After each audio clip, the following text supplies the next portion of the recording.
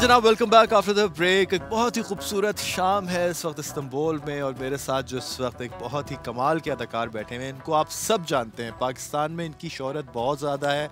इन्होंने एक सीरियल किया था जिसका नाम था मेरी कहानी, जो कि उर्दू में जिसका नाम ये था और जो टर्किश में उसका नाम कुछ और था, लेकिन वो इतना पॉपुलर हुआ कि मैं बहुत कम ड्रामे देखता हूँ, लेकिन इनका चेहरा जैसे ही मैं देखा मैंने तो मुझे लाइक ओह ये तो वही वाले हैं। So I was very excited to interview him today and आप अभी इनके नाम से मैं आपको नहीं बताऊंगा कि कौन है। अभी आप इनका छोटा सा क्लिप देखें, जब हम वापस आते हैं तो फिर मैं आपसे इनका तारुफ कराता हूँ। फिर तारुफ की ज़रूरत नहीं रहेगी इसलिए कि इनका तारुफ, वो कहते हैं ना कि मैं उसका नाम ना लूँ फिर भी लोग पहचाने कि आप अपना तारुफ हवा बाहर की है। तो जनाब आप ये वीडियो क्लिप देखिए और उसके बाद हम इनसे बात करते हैं। आज बाराने रहमत में हमारे साथ मौजूद है मेहमद जान, जिन्होंने बहुत कम उम्री से ही अदाकारी शुरू की और ड्रामों के साथ साथ थिएटर भी किया। पाकिस्तान में गुज़िश्ता साल एक ड्रामे को निहायत पजीराई मिली और सिर्फ पाकिस्तान में ही नहीं बल्कि दुनिया भर में बहुत पसंद किया गया। इस ड्रामे का नाम था बिज़्ने हकायक और पाकिस्तान में हमारी कहानी के नाम से मकबूल हुआ। इस ड्रामे में कई किरदार थे, जिनमें से एक वाज़े किरदार जमील का था, कहीं नेगेटिव तो कहीं पॉजिटिव, और दोनों किरदार को इन्होंने बखूबी निभाया। इस ड्रामे की खास बात ये थी कि ये घरेलू मसाइल पे मबनी था और हर कोई इससे बेहद मुतासिर हुआ।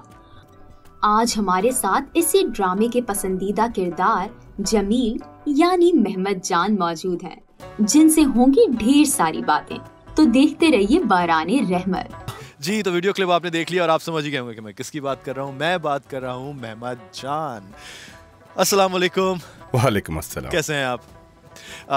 मेहमद का जो कैरेक्टर है, जमील कैरेक्टर का नाम था हमारी कहानी में, and wow what a brilliant performer he is, and क्या कमाल की अदाकारी करते हैं। और पाकिस्तान में तो इस सीरियल ने आपको सबको पता है कि बड़ी धूम मचाई थी।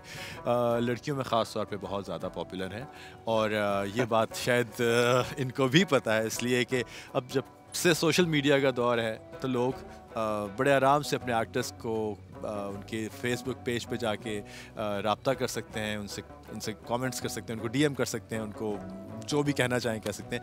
लेकिन कैसा लगता है मेहमद, पाकिस्तान में इतना पॉपुलर होना, और मेरी कहानी तो इंडिया में, पाकिस्तान में, सारी दुनिया में इतना ज़्यादा पॉपुलर हुआ। So how do you feel about it and how do you feel being so famous everywhere across the globe?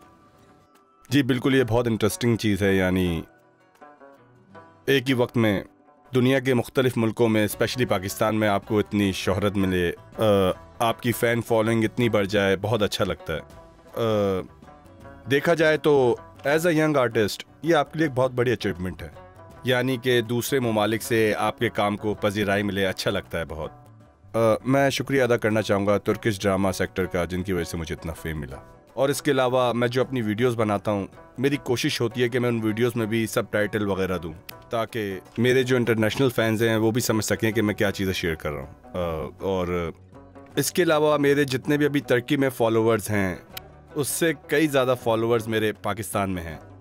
मैं उनकी इस मोहब्बत की बहुत रिस्पेक्ट करता हूँ और जो मोहब्बत उन लोगों ने मुझे दी है उसका दिल की गहराइयों से शुक्रिया अदा करता हूँ। तो ये पहली दफ़ा ऐसा हो रहा है कि आप किसी पाकिस्तानी चैनल को इंटरव्यू दे रहे हैं, या इससे पहले भी कोई आप तक पहुंच चुका है, या हम ही हैं जिन्होंने ये कामयाबी हासिल की है? जी आप ही हैं।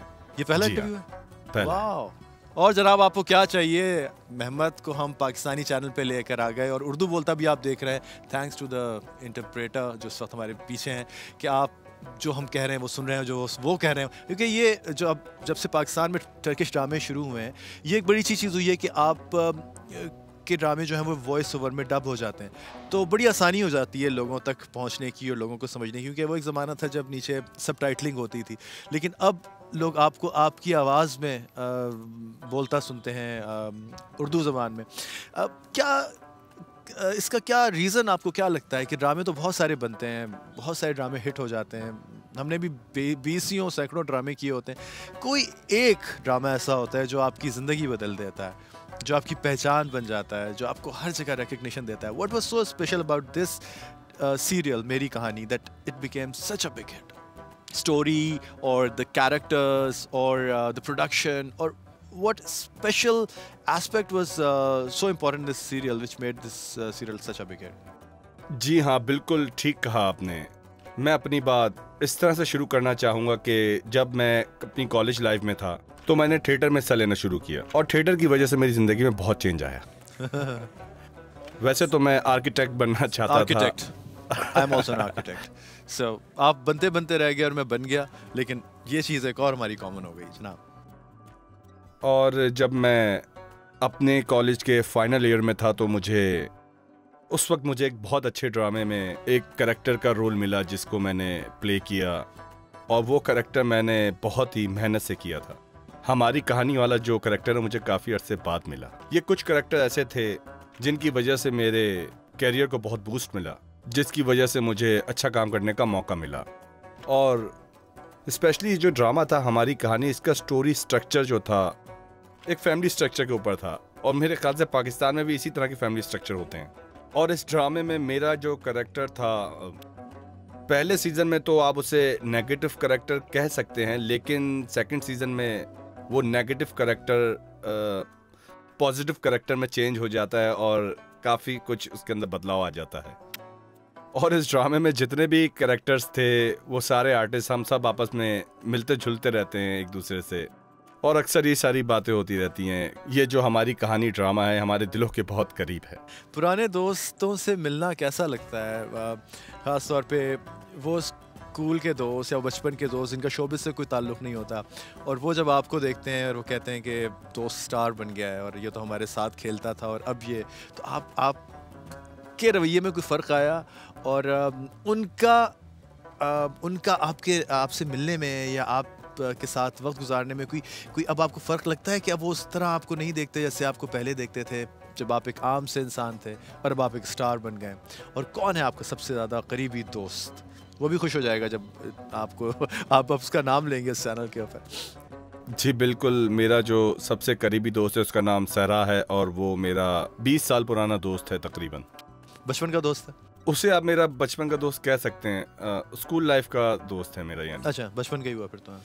हाँ, मैं जब पढ़ रहा था तब से मुझे एक्टिंग का ही शौक़ था, और मैं पढ़ाई कंप्लीट करने के बाद पूरी तरह से एक्टिंग के ऊपर ही मेरा रुझान रहा है हमेशा से।